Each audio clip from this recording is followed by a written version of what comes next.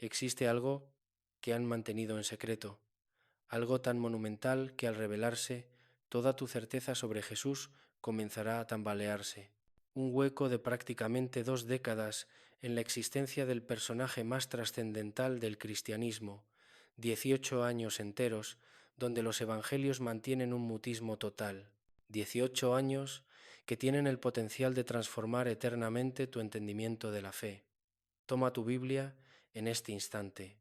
Localiza Lucas, capítulo 2, versículo 41. Allí hallarás a Jesús con 12 años en el templo de Jerusalén. Los eruditos de la ley están maravillados por su inteligencia. Sus padres lo localizan después de 3 días debatiendo teología con los maestros más distinguidos de Israel. Y luego, silencio, mutismo absoluto. El próximo versículo que poseemos sobre Jesús como persona aparece en Lucas, capítulo 3, versículo 23. Jesús contaba aproximadamente 30 años cuando inició su ministerio público. Haz una pausa. Reflexiona sobre esto. Desde los 12 hasta los 30 años, los evangelios canónicos no mencionan absolutamente nada acerca de la vida de Jesús. 18 años completos, más de la mitad de su existencia terrenal antes de comenzar su misión pública. 18 años vacíos del hombre que transformaría el curso de la humanidad, del Maestro cuyas palabras serían analizadas durante 2000 años, del profeta cuyos seguidores escrutarían cada aspecto de su vida. Eso carece de lógica, a menos que algo haya sido intencionalmente suprimido, porque medita esto bien. Los evangelios nos relatan con profusión de detalles su nacimiento virginal, la llegada de los magos de Oriente, la escapada a Egipto, el exterminio de los inocentes ordenado por Herodes. Nos narran de sus primeros días en Nazaret, nos pintan ese instante crucial a los 12 años en el templo y después nada, hasta que reaparece a los 30 años preparado para revolucionar el judaísmo con enseñanzas que resonaban totalmente distintas a todo lo que los rabinos de su tiempo proclamaban. ¿Dónde permaneció durante esos años fundamentales? ¿Qué realizó? ¿Con quién se formó? ¿Qué vivencias moldearon su pensamiento revolucionario? La explicación oficial de la Iglesia durante siglos ha sido sencilla y práctica. Laboraba como carpintero junto a su padre José en Nazaret, pero esa justificación presenta problemas graves. Primero, porque si verdaderamente había transcurrido 18 años como simple carpintero en una villa insignificante de Galilea, ¿cómo es factible que cuando inicia su ministerio público demuestre un conocimiento profundo no solamente de las escrituras hebreas, sino de filosofías, conceptos espirituales y prácticas que no existían en la tradición judía de su época? Segundo, porque cuando Jesús retorna a Nazaret para predicar, según Marcos capítulo 6, versículos 2 y 3, la población de su propia aldea queda estupefacta, declaran: ¿de dónde le proviene a este tal sabiduría y estos poderes? ¿No es este el carpintero, el hijo de María? Observa esa reacción. La gente que supuestamente lo observó crecer durante 18 años está completamente asombrada por su sabiduría. No deberían estar habituados a su genio si había permanecido allí todo ese período. Algo no encaja. Y tercero, porque las enseñanzas de Jesús contienen elementos que resultan extrañamente conocidos para cualquiera que domine las tradiciones espirituales de Oriente. Conceptos sobre el reino de Dios que habita dentro de cada ser, ideas sobre la comunión con lo divino, técnicas de meditación y oración intensa, parábolas que evocan poderosamente a las historias budistas e hindúes. ¿Coincidencia o evidencia de algo que fue meticulosamente eliminado de los registros oficiales? Durante los primeros 3 siglos del cristianismo circulaban decenas de evangelios distintos. Algunos hablaban de la infancia de Jesús con detalles extraordinarios. Otros describían sus enseñanzas a los discípulos más íntimos y algunos mencionaban viajes, viajes extensos, viajes hacia el oriente. Pero cuando el concilio de Nicea se congregó el año 325 después de Cristo bajo el emperador Constantino, solo 4 evangelios fueron seleccionados como canónicos: Los restantes fueron proclamados heréticos, muchos fueron aniquilados, otros fueron ocultados en lugares remotos, esperando que algún día la verdad pudiera surgir sin poner en riesgo a quienes la preservaban. Y si esos textos eliminados contenían precisamente la información que falta, y si describían con claridad dónde permaneció Jesús durante esos años perdidos, porque resulta que algunos de esos textos sobrevivieron. No todos fueron incinerados, no todos desaparecieron bajo el peso de la censura eclesiástica, y lo que revelan esos documentos antiguos es tan extraordinario, tan revolucionario, tan capaz de transformar nuestra comprensión completa del cristianismo, que empiezas a entender por qué fueron silenciados. Cuando piensas en evangelios, probablemente tu mente va directamente a Mateo, Marcos, Lucas y Juan, los 4 pilares del Nuevo Testamento, las únicas versiones oficiales de la vida de Jesús que la Iglesia considera inspiradas divinamente. Pero durante los primeros siglos del cristianismo, la situación era totalmente diferente. Existían docenas de evangelios circulando entre las comunidades cristianas primitivas: el Evangelio de Tomás, el Evangelio de Felipe, el Evangelio de María Magdalena, el Evangelio de Pedro, el Evangelio árabe de la infancia, el Evangelio armenio de la infancia. Numerosos de estos textos fueron hallados apenas en el siglo XX, y en varios de esos evangelios apócrifos aparecen fragmentos fascinantes sobre los años que faltan en la vida de Jesús. El Evangelio árabe de la infancia, por ejemplo, conservado en manuscritos coptos y siríacos, describe cómo la familia de Jesús permaneció en Egipto mucho más tiempo de lo que los evangelios canónicos insinúan. Según este texto, Jesús no solo huyó a Egipto cuando era bebé, sino que habitó allí durante años, aprendiendo en los templos antiguos, estudiando con sacerdotes que preservaban conocimientos milenarios. ¿Te suena familiar eso?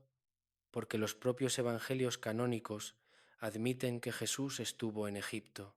Mateo capítulo 2 nos lo confirma, pero nunca nos dicen cuánto tiempo permaneció allí, ni qué hizo durante ese periodo. El Evangelio de Tomás, uno de los textos más estudiados por los académicos modernos, contiene 114 dichos de Jesús. Muchos de esos dichos tienen paralelos directos con lo que encontramos en los evangelios canónicos, pero otros revelan una perspectiva completamente diferente, una visión más mística, más interior, más enfocada en el conocimiento espiritual personal que en la obediencia a instituciones religiosas.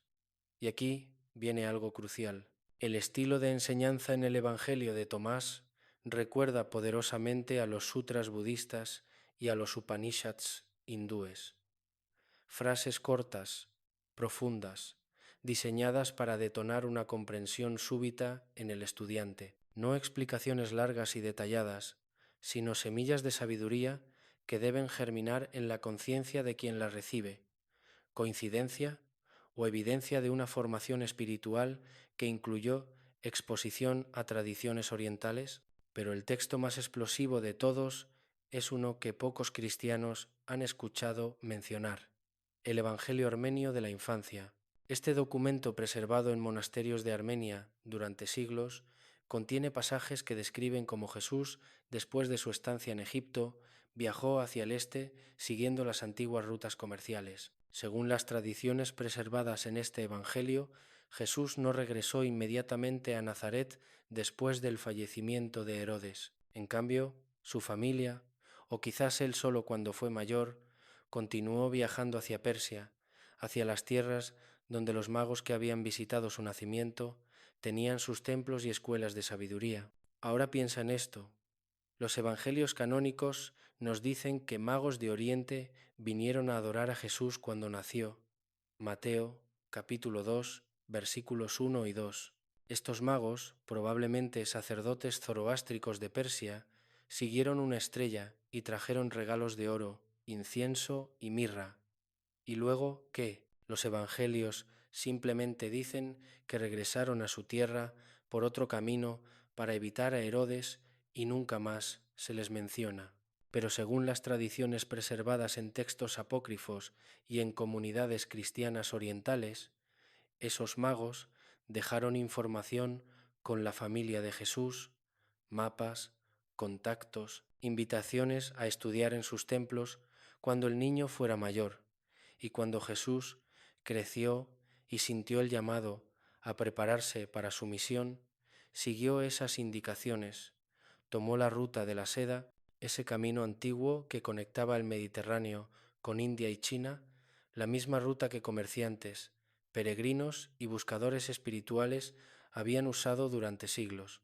Egipto era solo la primera parada, la puerta de entrada al verdadero viaje, porque desde Egipto los caminos se abrían hacia el este, hacia Persia, donde el zoroastrismo enseñaba sobre la lucha eterna entre luz y oscuridad, hacia India, donde el budismo y el hinduismo exploraban la naturaleza de la conciencia y la liberación espiritual, hacia regiones donde maestros iluminados compartían conocimientos que transformarían completamente su comprensión de Dios, del alma humana y del propósito de la existencia.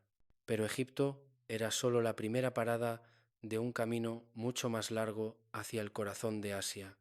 En 1887, un explorador ruso llamado Nicolás Notovich sufrió un accidente en Ladakh, India. Lo llevaron al monasterio budista de Gemis para recuperarse. Allí el lama superior le reveló algo impactante.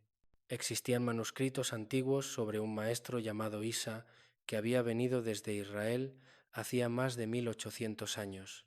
Isa, variante de Yeshua, Jesús. Los textos decían que Isa llegó a India a los 14 años, viajó por la ruta de la seda, estudió con budistas e hindúes, aprendió sobre karma, reencarnación y meditación. Rechazó el sistema de castas, defendió a los oprimidos, pasó años en Nepal y lugares sagrados budistas. A los 29 años regresó a Israel con una síntesis revolucionaria de judaísmo y filosofías orientales. Cuando Notovich publicó esto en 1894, la Iglesia lo atacó ferozmente, lo acusaron de fraude, pero él mantuvo su versión hasta su fallecimiento. Y lo fascinante es que otros investigadores fueron después a verificar. En 1921, el yogi Swami Abhedananda visitó Gemis y confirmó los mismos manuscritos. En 1925, Nicholas Roerich también documentó las mismas tradiciones en múltiples lugares de Ladakh. 3 investigadores independientes, 3 épocas diferentes, 3 confirmaciones. Los escépticos preguntan, ¿dónde están esos manuscritos ahora? La respuesta es que los monasterios tibetanos los preservan como textos sagrados vivos, no como piezas de museo. Después de la invasión china, en 1950, muchos fueron destruidos o perdidos, pero las tradiciones orales continúan, y aquí viene lo revelador. Incluso sin esos manuscritos, las propias palabras de Jesús en los evangelios canónicos muestran paralelos imposibles de negar con el budismo y el hinduismo. El reino de Dios está dentro de vosotros. Es puro Vedanta hindú, idéntico a la enseñanza del Atman. El Sermón del Monte suena exactamente como el Dhammapada budista. Bienaventurados los mansos, comparado con Vens, la ira con amor. Bienaventurados los misericordiosos, comparado con el odio solo cesa con el amor. No juzguéis, comparado con. Fácil es ver las faltas ajenas, difícil las propias. Página tras página de paralelos. Jesús tenía su propia voz, pero la estructura del pensamiento es asombrosamente similar a las enseñanzas orientales. ¿Coincidencia o evidencia de años de estudio en India? Espera, si todo esto es verdad, si Jesús realmente estudió con maestros orientales, si realmente absorbió enseñanzas budistas e hindúes, entonces surge una pregunta que no puedes ignorar. ¿Qué más te han ocultado? Si la Iglesia fue capaz de borrar casi 2 décadas completas de la vida de Jesús, si fue capaz de destruir evangelios enteros que no encajaban con su narrativa, si fue capaz de silenciar comunidades cristianas orientales durante siglos, que otras verdades fundamentales sobre tu fe han sido manipuladas, distorsionadas o completamente eliminadas.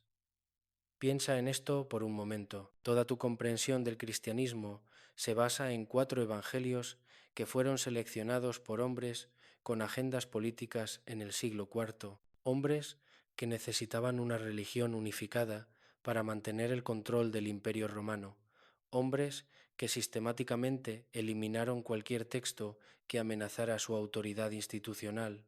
Y ahora descubres que esos mismos hombres borraron los años de formación espiritual de Jesús, los años donde aprendió las técnicas que usaría en su ministerio, los años donde desarrolló esa sabiduría revolucionaria que asombraría a todos. ¿Qué más falta?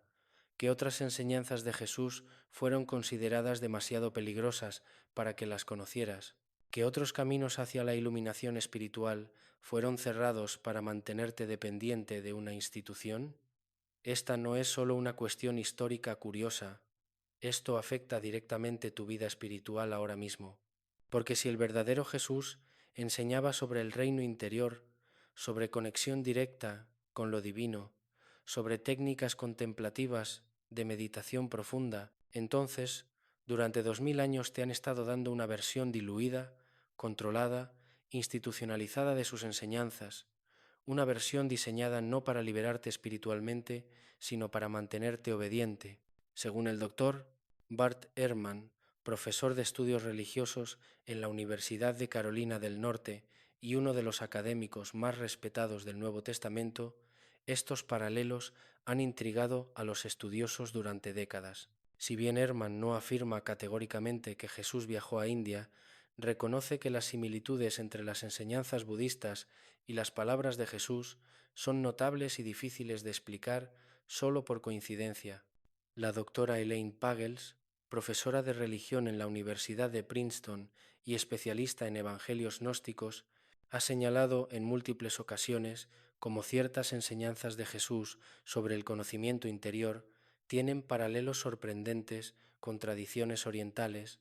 En su libro Los Evangelios Gnósticos explora cómo los primeros cristianos tenían una comprensión mucho más mística y oriental de las palabras de Jesús antes de que el cristianismo se institucionalizara en Roma. Pero hay más. Considera la forma en que Jesús enseñaba, parábolas breves, historias simbólicas diseñadas para despertar una comprensión súbita en el oyente. Esa no era la forma tradicional de enseñanza rabínica en el judaísmo del siglo I. Los rabinos enseñaban principalmente a través de debates prolongados sobre la ley, citando escrituras, construyendo argumentos lógicos complejos. Pero Jesús usaba historias simples sobre semillas, sobre viñedos, sobre monedas perdidas. Cada parábola era como un koán, una herramienta diseñada no tanto para transmitir información, sino para provocar una transformación en la conciencia del oyente. Y cuando Jesús hablaba sobre la oración, lo que describió en Mateo capítulo 6, versículos 5 y 6, suena sospechosamente como meditación. Cuando ores, entra en tu cuarto, cierra la puerta y ora a tu Padre que está en secreto. Eso no es simplemente una recomendación sobre privacidad, es una instrucción sobre práctica contemplativa interior, sobre encontrar el silencio, sobre conectarse con lo divino en el espacio interno más profundo.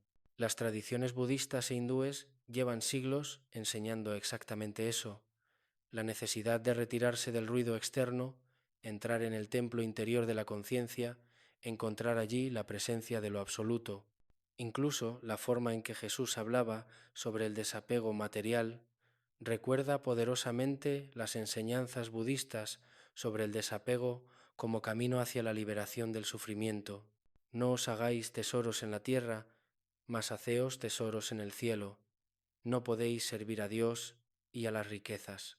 El Buda enseñaba exactamente lo mismo siglos antes, que el apego a las posesiones materiales es una de las causas principales del sufrimiento humano y que la liberación viene a través del desapego. Si estas revelaciones están tocando profundamente tu corazón, déjame un like para que este contenido llegue a más buscadores de la verdad como tú. Pero hay evidencias físicas que la Iglesia nunca pudo explicar. En la ciudad de Srinagar, capital de la región de Cachemira, en el norte de India, existe un lugar que pocos cristianos occidentales conocen, pero que ha sido venerado durante siglos por comunidades musulmanas y algunas sectas cristianas orientales. Se llama Rozabal y, según las tradiciones locales preservadas durante generaciones, es la tumba de un gran maestro espiritual conocido como Yuz Asaf, un profeta que, según los registros históricos de la región, llegó desde el oeste predicando sobre el amor, la compasión y la unidad con Dios. Yud Asaf, un nombre que en lengua semítica significa Jesús el reunidor o Jesús el que reúne.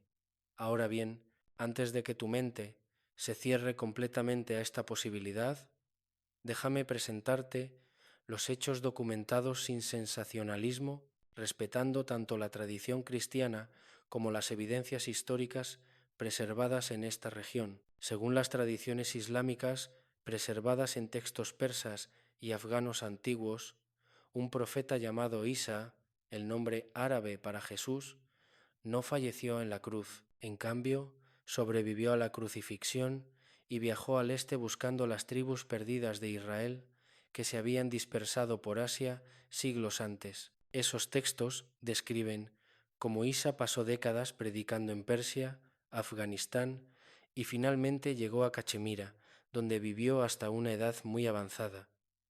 Y cuando finalmente falleció, fue enterrado en Srinagar. El lugar sagrado que marca su tumba ha sido venerado continuamente durante siglos. Peregrinos musulmanes, hindúes y algunos grupos cristianos orientales visitan Rozabal para honrar la memoria de este gran maestro espiritual. Ahora es crucial que entiendas algo. Esto no necesariamente contradice la resurrección de Cristo, tal como la entiende la teología cristiana tradicional. Hay múltiples formas de interpretar estas tradiciones sin negar la fe cristiana. Algunos académicos sugieren que las leyendas sobre Yuz Asaf podrían referirse a los años perdidos de Jesús antes de su ministerio público, es decir, que sí visitó Cachemira durante esos 18 años desconocidos, pero luego regresó a Israel para cumplir su misión. Otros proponen que las tradiciones preservan memoria de discípulos de Jesús que llevaron sus enseñanzas a India después de su fallecimiento y resurrección, y que con el tiempo esas historias se fusionaron con la figura del propio Jesús. Lo que resulta innegable es que existen tradiciones muy antiguas en esta región que conectan directamente con el cristianismo primitivo, tradiciones que hablan de un maestro occidental que enseñaba exactamente lo que Jesús enseñaba. Los textos históricos persas mencionan a Isa predicando en las ciudades de Nisibí y Nasibaín. El historiador islámico Sheikh al-Said Sadiq escribió en el siglo X sobre las tradiciones que ubicaban la tumba de Isa en Cachemira. Y aquí viene algo fascinante. Cuando investigadores han examinado la estructura de la tumba en Rozabal, han descubierto que está orientada de este a oeste, siguiendo la tradición judía de enterramiento. Las tumbas musulmanas, en cambio, están orientadas norte-sur hacia la Meca. Dentro de la estructura hay una piedra con tallados que algunos expertos han interpretado como representaciones de los pies de quien está enterrado allí. Y según las tradiciones locales, esos pies muestran marcas de heridas exactamente donde estarían los clavos de una crucifixión. Ahora bien, ¿es esto prueba definitiva? Por supuesto que no. Los escépticos señalan correctamente que estas tradiciones podrían haber surgido siglos después, influenciadas por leyendas que viajaron a través de la ruta de la seda, que las interpretaciones de las marcas en los pies podrían ser proyecciones de personas que querían ver lo que ya creían. Todo eso es posible, pero lo que no puedes negar es esto. Durante siglos, comunidades enteras en Cachemira han preservado tradiciones sobre un maestro espiritual occidental que enseñaba conceptos idénticos a los de Jesús, tradiciones tan arraigadas que construyeron un lugar sagrado y lo han mantenido durante generaciones. ¿Por qué harían eso si no hubiera absolutamente ninguna base histórica? ¿Por qué comunidades musulmanas, que tienen sus propios profetas para venerar, dedicarían tanto esfuerzo a preservar la memoria de Jesús específicamente? Pero las conexiones entre Jesús y Asia van mucho más allá de un lugar físico. Hay un secreto que la Iglesia occidental ha mantenido convenientemente oculto durante siglos.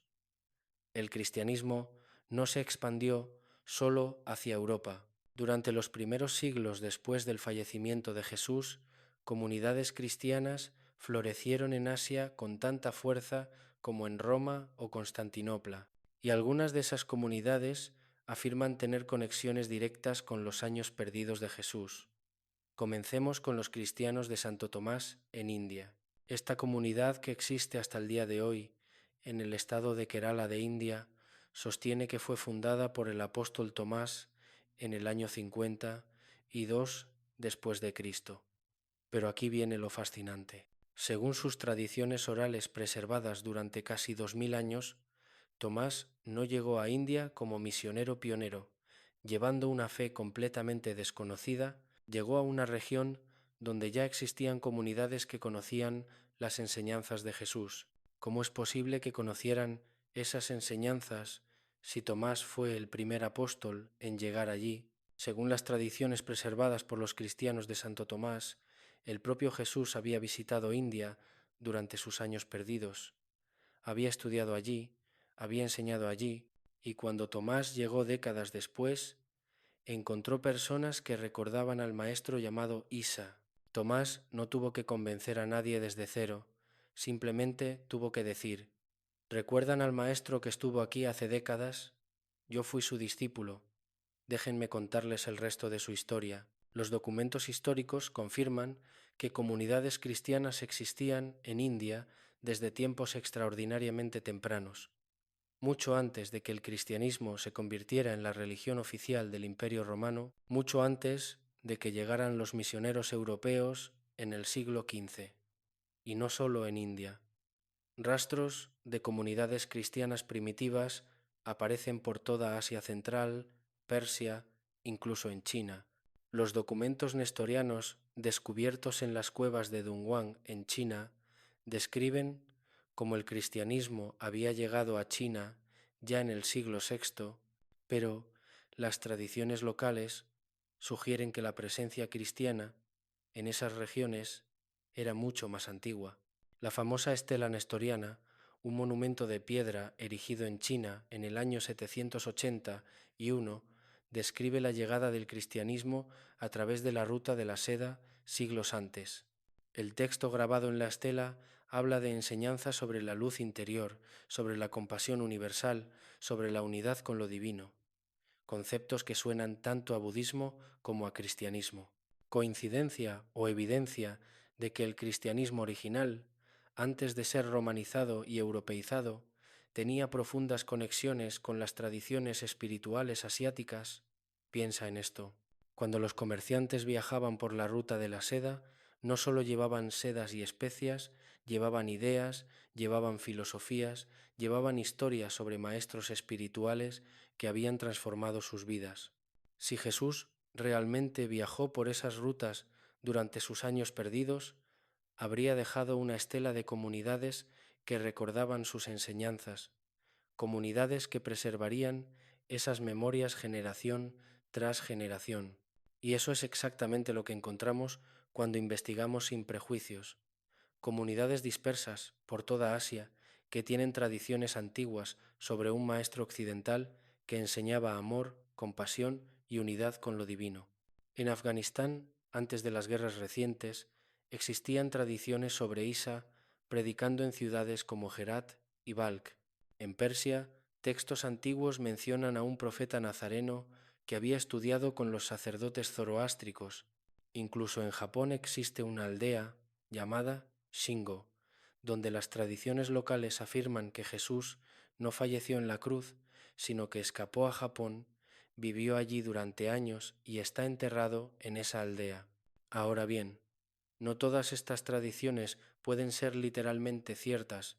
Es probable que muchas sean leyendas que surgieron cuando las historias sobre Jesús viajaron por la ruta de la seda y se mezclaron con tradiciones locales. Pero el patrón es revelador. Por toda Asia encontramos memorias preservadas de un maestro espiritual occidental cuyas enseñanzas resonaban profundamente con las filosofías orientales.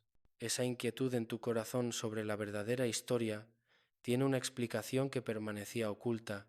Desde donde estás viendo este video, me emociona saber que estas verdades están llegando a almas sedientas en todo el mundo. Escribe tu país o ciudad. Formemos una red global de buscadores de la verdad. Para entender por qué estas tradiciones fueron sistemáticamente suprimidas, necesitamos hablar sobre uno de los eventos más cruciales en la historia del cristianismo, el Concilio de Nicea, en el año 325 después de Cristo. Hasta ese momento, el cristianismo era un movimiento diverso, caótico, lleno de interpretaciones diferentes sobre quién había sido Jesús y qué significaban sus enseñanzas. Existían decenas de evangelios, cientos de textos considerados sagrados por diferentes comunidades, múltiples formas de entender la naturaleza de Cristo. Los gnósticos creían que Jesús había venido a enseñar conocimiento interior secreto. Los ebionitas lo veían como un profeta humano, no como Dios encarnado. Los marcionitas rechazaban completamente el Antiguo Testamento. Los nestorianos tenían su propia interpretación sobre la naturaleza divina y humana de Cristo.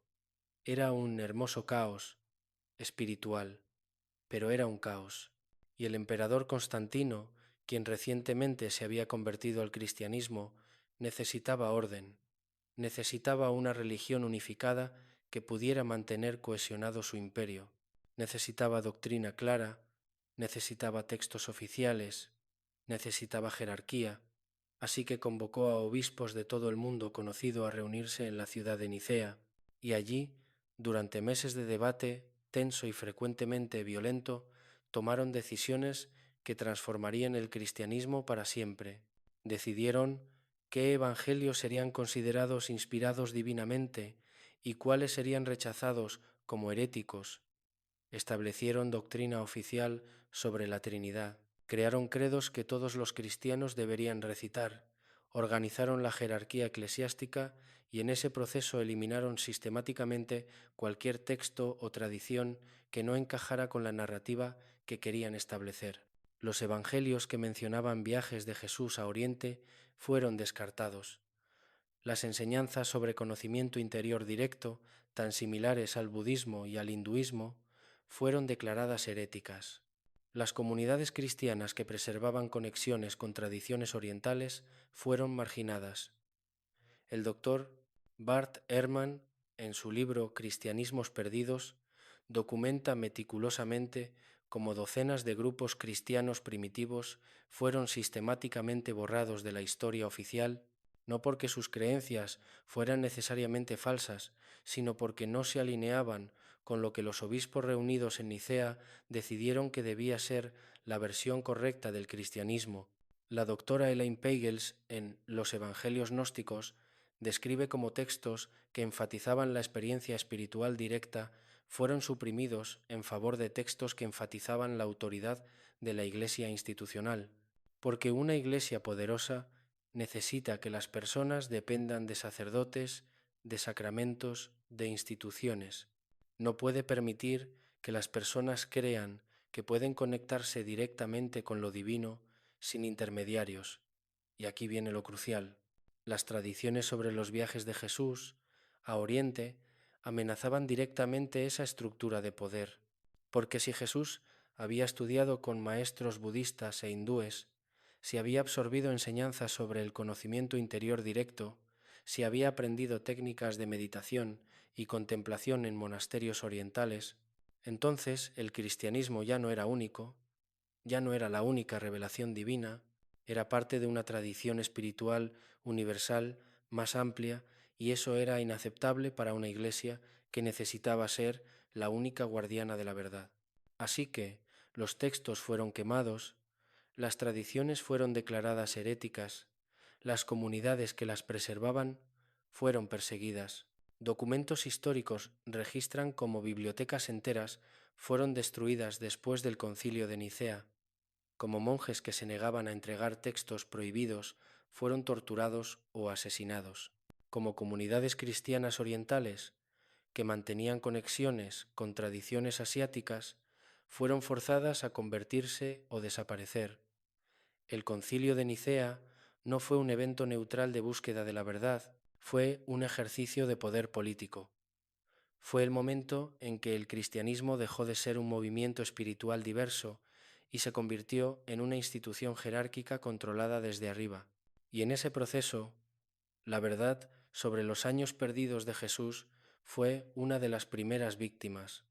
Los obispos de Nicea no querían que los cristianos supieran que Jesús había estudiado con maestros orientales.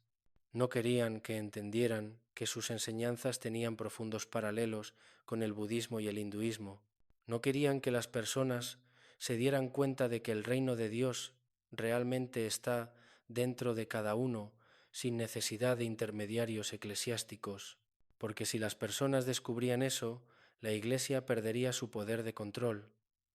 Pero algunos grupos cristianos primitivos guardaron esos textos en secreto. Hubo cristianos que se negaron a aceptar la versión oficial, que rechazaron las decisiones de Nicea, que continuaron preservando las enseñanzas originales de Jesús sobre el conocimiento interior directo. Los llamamos gnósticos y fueron perseguidos brutalmente por ello. La palabra gnóstico viene del griego gnosis, que significa conocimiento, pero no conocimiento intelectual ordinario, conocimiento experiencial directo de lo divino, iluminación interior, exactamente lo que el budismo llama bodhi, exactamente lo que el hinduismo llama moksha. Cuando lees los evangelios gnósticos descubiertos en Nag Hammadi en 1945, descubres enseñanzas que suenan extraordinariamente orientales. El evangelio de Tomás comienza así: estas son las palabras secretas que Jesús el viviente habló. Y el primer dicho de Jesús: quien encuentra la interpretación de estas palabras no probará la muerte. Eso no es una promesa de vida eterna después de la muerte en el cielo, es una promesa de iluminación, de trascender la identificación con el cuerpo mortal, exactamente lo que Buda enseñaba. El dicho número 3 del Evangelio de Tomás es aún más revelador. Jesús dijo: el reino está dentro de vosotros y fuera de vosotros. Esa es una enseñanza sobre la no dualidad, sobre la unidad fundamental de la existencia. Esa es filosofía Vedanta pura, es budismo Mahayana. ¿Y cómo es posible que un carpintero judío estuviera enseñando conceptos tan sofisticados de no dualidad, a menos que los hubiera aprendido de maestros que llevaban siglos refinando esas comprensiones? El Evangelio de Felipe dice: la fe recibe, el conocimiento da, la fe cree, el conocimiento experimenta. Los místicos sufíes musulmanes hacen exactamente la misma distinción. Los maestros zen hablan sobre no confundir el dedo que señala la luna con la luna misma, y aquí está Jesús enseñando exactamente lo mismo. El Evangelio de María Magdalena describe enseñanzas sobre ascender a través de diferentes niveles de conciencia. Esas descripciones recuerdan los sistemas de chakras en el yoga hindú y los mapas de desarrollo espiritual en el budismo tibetano, pero esas comunidades fueron sistemáticamente destruidas. Sus textos fueron quemados y durante 1600 años sus evangelios estuvieron enterrados esperando ser redescubiertos. ¿Has sentido alguna vez que las enseñanzas de Jesús sobre el conocimiento interior tienen un sabor diferente al dogma oficial? Comparte tu experiencia en los comentarios. Volvamos ahora a un detalle fascinante que está justo al principio de los evangelios canónicos: los magos de Oriente. Cuando Jesús nació en Belén de Judea, vinieron del Oriente unos magos diciendo: ¿Dónde está el rey de los judíos que ha nacido? ¿Quiénes eran estos magos? ¿Por qué viajaron cientos o miles de kilómetros para encontrar a un niño judío en una aldea insignificante? La palabra griega usada es magoi, se refería a sacerdotes zoroástricos de Persia, expertos en astrología y prácticas espirituales esotéricas. Según sus propias tradiciones proféticas, esperaban el nacimiento de un gran maestro espiritual. Cuando vieron esa estrella, interpretaron que había nacido ese maestro esperado y viajaron para encontrarlo. Cuando llegaron, trajeron oro, incienso y mirra. En la cultura persa, esos no eran regalos aleatorios. El oro representaba realeza, el incienso representaba divinidad y la mirra se usaba para ungir cuerpos en preparación para el fallecimiento. Estos magos reconocieron que había nacido alguien cuyo fallecimiento tendría significado espiritual profundo. ¿Cómo podían saber tanto sobre la misión de este niño judío a menos que hubiera conexiones profundas entre las tradiciones espirituales de Persia e Israel? Y aquí viene la parte crucial. El Evangelio dice que estos magos vinieron, adoraron al niño y se fueron, y nunca más se les menciona. Esos sacerdotes persas que habían viajado miles de kilómetros simplemente se fueron sin dejar contacto. Eso parece altamente improbable. Es mucho más razonable suponer que sí dejaron información, que sí establecieron una conexión con la familia, que sí plantaron la semilla de una invitación futura. Y cuando Jesús llegó a la adolescencia, cuando sintió el llamado a prepararse para su misión, esa conexión estaba allí, esperándolo.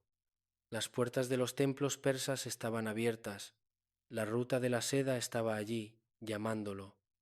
Y según las tradiciones preservadas, Jesús respondió a ese llamado. Los magos de Oriente fueron los que abrieron la puerta hacia su educación espiritual más profunda, pero hay algo más que debes saber, algo que cambia completamente la forma en que entiendes tu propio camino espiritual, porque todo esto se trata de ti ahora mismo. Si Jesús realmente dedicó 18 años a buscar conocimiento espiritual en diferentes tradiciones, entonces Él no te está pidiendo que creas ciegamente, te está mostrando el camino del buscador, te está diciendo que tú también debes buscar, explorar, meditar, experimentar directamente lo divino. El Jesús real no quería seguidores pasivos, quería discípulos activos que despertaran a su propia naturaleza divina. Y eso es exactamente lo que las instituciones religiosas no quieren que sepas, porque un buscador empoderado que experimenta lo divino directamente no necesita intermediarios, no necesita instituciones que controlen su acceso a Dios. Por eso ocultaron los años perdidos, por eso quemaron los evangelios gnósticos, porque la verdad te hace libre y la libertad espiritual es la mayor amenaza para el poder institucional. Pero ahora tú sabes, ¿vas a seguir aceptando la versión oficial limitada, controlada, o vas a convertirte en un buscador como Jesús lo fue? Esa es la verdadera enseñanza de Jesús y ahora está en tus manos. Si toda esta evidencia existe, ¿por qué la mayoría de los cristianos nunca han escuchado nada sobre esto? Porque las iglesias no enseñan sobre los años perdidos de Jesús. La respuesta tiene todo que ver con poder institucional. Las instituciones religiosas han construido su autoridad sobre una narrativa muy específica. Esa narrativa requiere que Jesús sea único, completamente separado de cualquier otra tradición espiritual.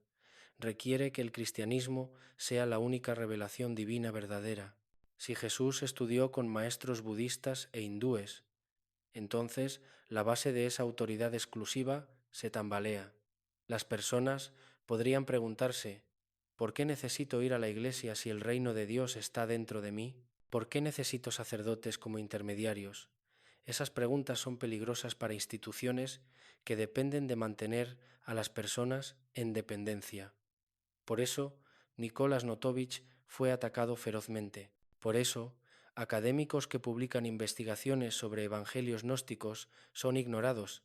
No se trata de evidencia, se trata de mantener control sobre la narrativa. Después del Concilio de Nicea, cualquier texto que mencionara conexiones entre Jesús y tradiciones orientales fue declarado herético. Durante la Edad Media, la Inquisición persiguió a grupos místicos que enseñaban sobre conocimiento interior directo. Pero aquí está la ironía. Conocer la verdad sobre los años perdidos de Jesús no debilita la fe cristiana, la fortalece, nos muestra un Jesús más humano, más real, un Jesús que dedicó años a buscar, a estudiar, a aprender, un Jesús que honró otras tradiciones espirituales. No estás loco por cuestionar la narrativa oficial. Los datos históricos respaldan tu intuición y en esta era de información global cada vez es más difícil mantener estas verdades ocultas. Los manuscritos están siendo descubiertos, las tradiciones están siendo documentadas. Estamos en un momento histórico de despertar masivo, porque esta no es solo una cuestión histórica, es una cuestión espiritual profunda sobre la naturaleza de la verdad divina. ¿Es Dios tan pequeño que solo pudo revelarse a través de una tradición religiosa específica, o es Dios tan grande que se ha estado revelando a través de múltiples tradiciones, múltiples maestros? Estas son las preguntas que la resistencia institucional no quiere que hagas, porque una vez que comienzas a hacerlas, tu relación con lo divino se vuelve directa, personal, y esa es la libertad espiritual más grande. ¿Has escuchado la evidencia? Y ahora viene la pregunta más importante. ¿Qué vas a hacer con este conocimiento? Esto no es simplemente información histórica, es una invitación a despertar. Estamos viviendo en una era extraordinaria. Por primera vez en la historia, personas de todos los continentes pueden acceder a enseñanzas espirituales de todas las tradiciones. Las conexiones entre tradiciones espirituales se están volviendo imposibles de ignorar. Cuando un cristiano lee el Dhammapada budista, reconoce el espíritu del Sermón del Monte. Cuando un budista lee el Evangelio de Tomás, encuentra conceptos sobre iluminación interior. Esto no es coincidencia, es confirmación de que los grandes maestros espirituales, Buda, Krishna, Lao Tse, Jesús, todos estaban señalando hacia la misma verdad última, usando lenguajes diferentes, pero transmitiendo la misma sabiduría esencial.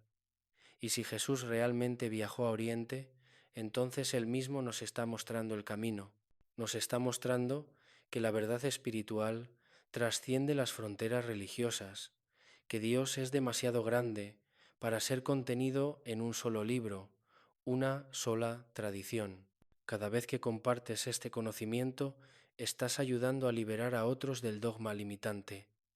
Cada vez que cuestionas narrativas oficiales, estás ejerciendo tu derecho divino a buscar la verdad directamente. Cada vez que reconoces sabiduría en una tradición diferente, estás construyendo puentes. Si Jesús pudo sintetizar la tradición judía con las filosofías orientales, tú también puedes integrar diferentes fuentes de sabiduría. Hoy somos millones despertando a estas verdades. El llamado a ir más allá de las etiquetas religiosas hacia la experiencia espiritual directa, el llamado a vivir desde ese reino interior que Jesús dijo que está dentro de cada uno. El viaje de Jesús a Asia no fue borrado, fue guardado en monasterios remotos, en tradiciones orales, esperando el momento correcto para emerger, y ese momento es ahora. Este es tu momento de despertar, tu momento de reclamar la verdad completa sobre el maestro que cambió la historia. Suscríbete al canal y activa la campanita para no perderte ninguna revelación. Si este vídeo tocó algo profundo en tu alma, déjame un like para que llegue a más buscadores como tú. Gracias por ver este vídeo hasta el final, por tu valentía de cuestionar, por tu apertura de corazón. Nos encontraremos en el próximo vídeo, donde seguiremos este viaje al despertar colectivo. El viaje de Jesús a Asia no fue borrado, fue guardado para este momento de despertar global. La verdad siempre sale a la luz, y tú eres parte de esa luz. Hasta pronto, buscador de la verdad.